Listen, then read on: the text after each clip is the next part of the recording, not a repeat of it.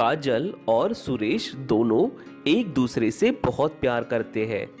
काजल बहुत अमीर घर से होती है, पर उसको इस बात का जरा भी घमंड नहीं होता। वही सुरेश बहुत ही गरीब घर से था। काजल हमेशा सुरेश को अपने साथ रखती है।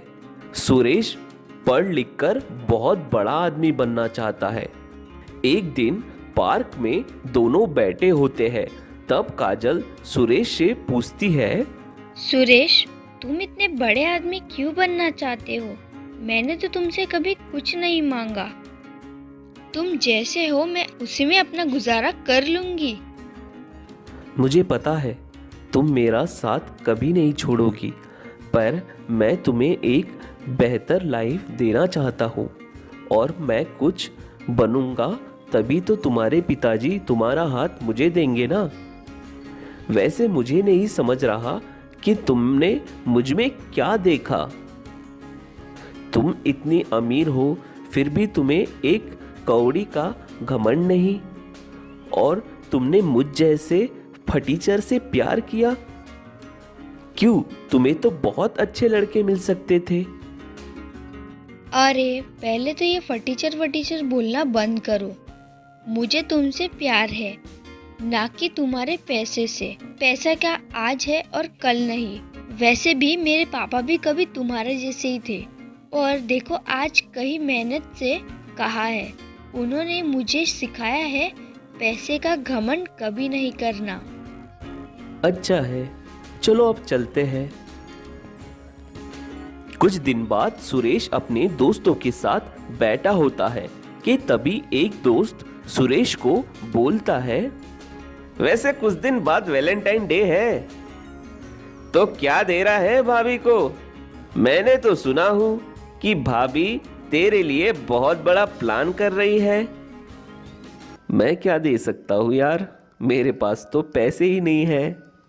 क्या बे, हमेशा हमेशा पैसे पैसे कहते रहता है। इतनी अच्छी गर्लफ्रेंड मिली है, उसे भी खुश नहीं रख पाता। ऐसे से वो एक दिन भाग जाएगी। ऐसा कहकर सब चले जाते हैं। घर आकर सुरेश बहुत टेंशन में आ जाता है। वो मन ही मन में सोचने लगता है कि अगर काजल चली गई तो मैं क्या करूंगा, उसे कैसे रोकूंगा, और मैं तो उसके बिना जी ही नहीं सकता।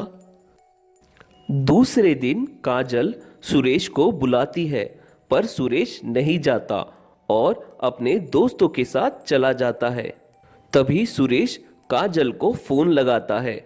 हेलो। हाँ बाबू, इतनी रात को मेरी याद कैसे आई? पढ़ाई हो गई तुम्हारी? काजल, क्या तुम मुझे छोड़ दोगी? ये क्या बोल रहे हो? किसी ने कुछ कहा क्या? नहीं, मुझे बस ये बताओ, क्या तुम मुझे छोड़ दोगी? अरे मैं क्यों तुम्हें छोड़ने लगी बाबा? ये सुनते ही सुरेश फोन काट देता है और तभी काजल का कॉल आता है, पर सुरेश काट देता है। रात भर सुरेश यही सोचता है कि कहीं अगर काजल ने मुझे छोड़ दी तो। कुछ दिन बाद वैलेंटाइन डे आता है और काजल सुरेश को कॉल लगाती है। हेलो बाबू, हैप्पी वैलेंटाइंस डे। मैंने एक छोटी सी पार्टी रखी है, शार्प 10 बजे। आ जाना जल्दी, मैं तुम्हें एड्रेस सेंड करती हूँ। काजल के सारे फ्रेंड्स आ जाते हैं। सब बातें करते रहते हैं कि तभी एक फ्रेंड कहती है, क्यों रे, तेरा फटीचर बॉयफ्रेंड नहीं आया क्या? अरे फरारी लाने गया होगा ना। ऐसा कहकर वो काजल के उड़ाते हैं।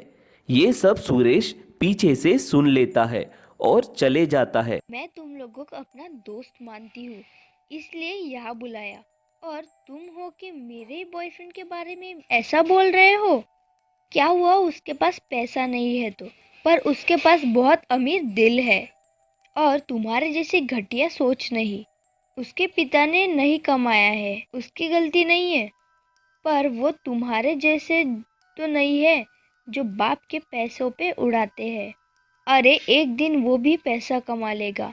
पैसा आज है और कल नहीं, पर आदमी में इंसानियत होनी चाहिए, जो तुम में नहीं है, जो किसी को पैसे से तोले। ऐसा सब कहकर वो वहां से चली जाती है।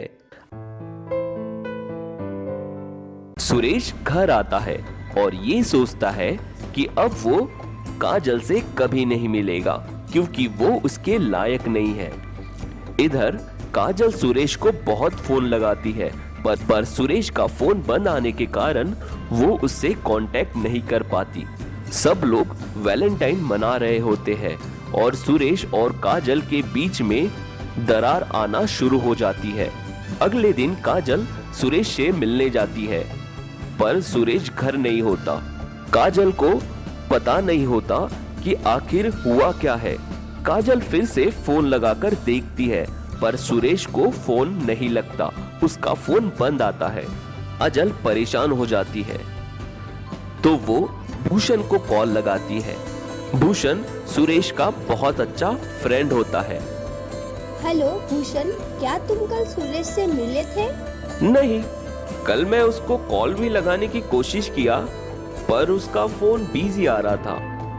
पर हुआ क्या है? पता नहीं, कुछ दिनों से अजीब बिहेव कर रहा है। ओके, मैं उसके घर जाकर देखता।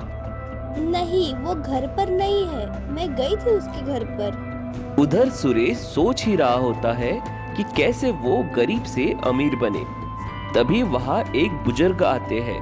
वो सुरेश को उदास देख कहते हैं, बेटा, इतनी सुनसान जगह पे अकेले क्या कर रहे हो?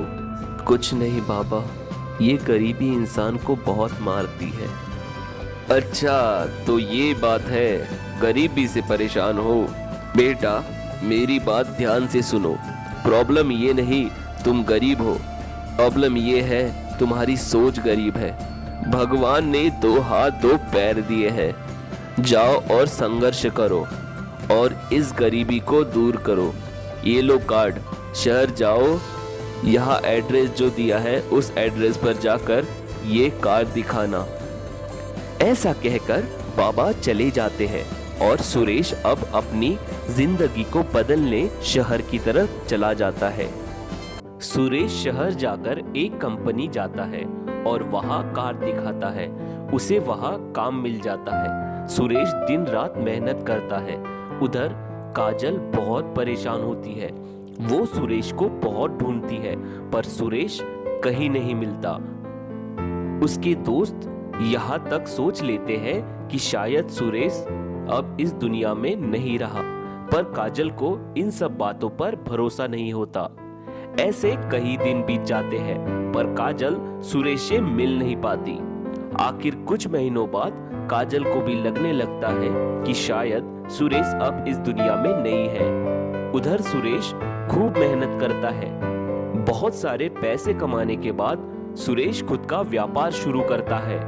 सुरेश को बहुत जिद होती है कि उसे अमीर बनना है। आखिर सुरेश 2 साल बाद अमीर बन जाता है और एक दिन सोचता है, अब मैं काजल के लायक हो गया हूँ। 2 साल बाद आज वही वैलेंटाइन डे होता है।